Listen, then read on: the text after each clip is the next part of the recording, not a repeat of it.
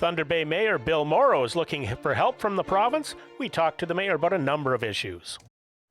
Hey, it's James with Net News Ledger, joining us from the miracle of Zoom from his city office of COVID-19 is Mayor Bill Mauro. Mayor, welcome to Net News Ledger. Well, hello, James. Thanks for having me. Happy to be with you today. We have a city that is seeing surging COVID-19 numbers. And, you know, yesterday you were imploring, almost begging people to start taking this very seriously. What message can you share with our readers and viewers on this? Well, I do think, James, I do think most people are taking it very seriously and have been taking it very seriously. The challenge, of course, with COVID-19 is that it does not take much or too many people not adhering to the public health guidelines for community spread to become a real issue, especially when it gets into congregate settings. We know how quickly it can spread. When it's in that situation, whether that's the district jail, whether it's a long-term care home, any other congregate setting, we know it can spread very quickly. So I do always repeat, most people, the vast majority of people are adhering. They are doing what they need to do, but unfortunately, we have found ourselves in this situation with these increasing numbers. And so we are where we are, and we are in for another few difficult weeks. The province, you were asking the provincial government to step up and to provide some resources to Thunder Bay. Are they? Well, we're asking both the province and the federal government. So we have applications into both senior levels of government. To this point, we haven't had a response, but the applications, to be fair, have not been in that long. We're hopeful that we'll hear in the very near future. It's important. The health and human resources and the financial assistance piece is the request to both.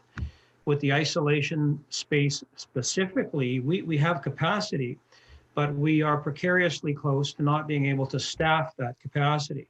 So we need bodies, we need medical professionals, we need people that can support that population. So that is fundamentally why I declared the second state of emergency, I guess it's 2 or 3 weeks ago now, that I was advised that by doing so, that would enhance the city's ability to get additional resources brought back to our situation here. And, you know, I think many of us feel that we're probably headed down to another entry into the gray zone, unfortunately. Well, we'll probably know within 24 hours. Certainly, it sounds like there's a bit of, positioning here from the medical officer of health that she's anticipating or implying that certainly there's a strong potential for that to be the decision. I mean, we're talking here on Thursday afternoon. I think we'll know tomorrow morning, if not this evening, what that decision will be.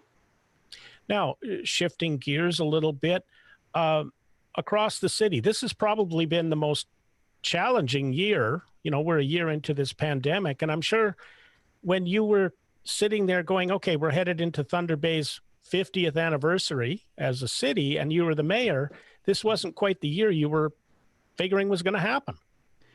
Yeah, not the year that anyone was figuring was going to be happening. It was and has been a very difficult time for everyone, right? Not just Thunder Bay, but for all the people on the planet. We're all managing as best we can. We're all dealing with it. It certainly has been, the dominating presence in terms of energy and time and dedication from so many different people and so many different organizations, obviously not just the city of Thunder Bay, but, I am hopeful, even though we are, probably right now in the most dire situation as a community that we've ever been in related to COVID-19 up until November or so. We had done relatively, I would say, a very good job of managing the situation, and our numbers are now what they are. But I'm still feeling positive. Unfortunately, we've seen this, General Hilliard described it as a bit of a drought in the vaccines that the provinces have to make available to municipalities and the district health units. We need the vaccines, and we need to get those vaccines out as quickly as we can. The variants that are now making their way around the province, around the globe, are inevitably, I think it's fair to say, going to find their way into Thunder Bay if they are not already here. It's a great concern. The numbers are high now. It's thought and pretty much determined that the variants are more infectious Yes. than the original COVID-19, so our numbers could even grow greater. So at the same time as the variants are present, we're not getting the vaccines that we need. So I'm still optimistic and hopeful, though. I think as we move into the warmer weather, as the vaccines do become available, that's fundamentally what we need to see happen here, and start to get that rolled out over the next several months, that we can find ourselves in a much better place, hopefully in the not too distant future. Now, the city produced a budget with a very small increase. What's it been like at the council table right now with all the changes that we've had over the past year?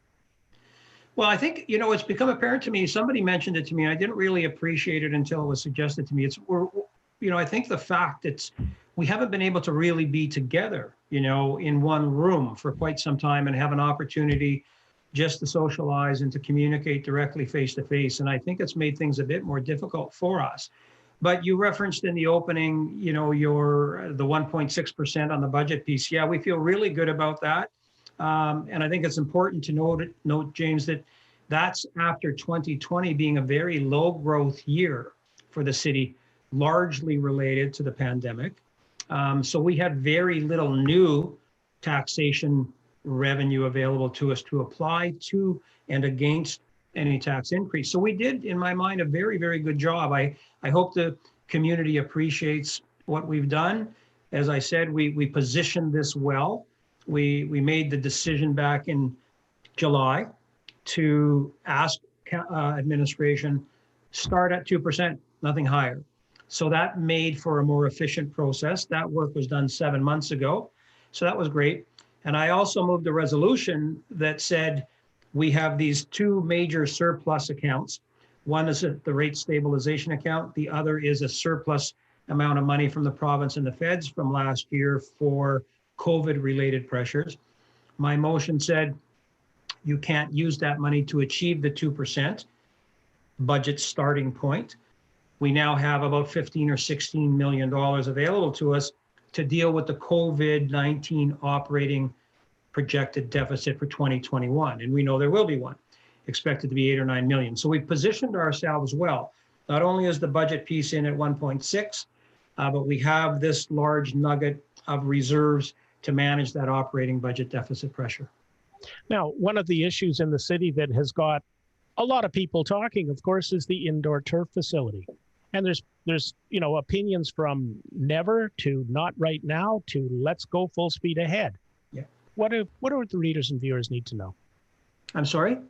What do our readers and viewers need to know on your stand on indoor turf facilities? Yeah, no, you've captured it perfectly. It's unfortunately, well, it's not unfortunate. I guess it would be expected that a project of this magnitude would, to some degree, polarize the community. And, people see it as a very large expenditure. I would say, James, we have put a really good financing plan in place. The combination of setting aside reserves that have no implication on the tax base, and out of that 15 or 16 million that's in reserve, about 8 million of that is not reserves that came from the city tax base.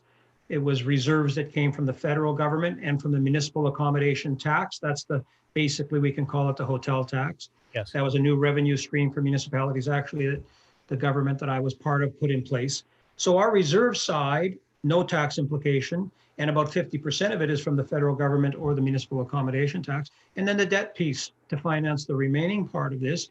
And there's good arguments to be made for debenturing and using debt to pay for large capital projects. So I think we put a good plan in place. Unfortunately, it's been a bit difficult to get that number out there. Some who are opposed to the project will continue to use the north of $40 million number.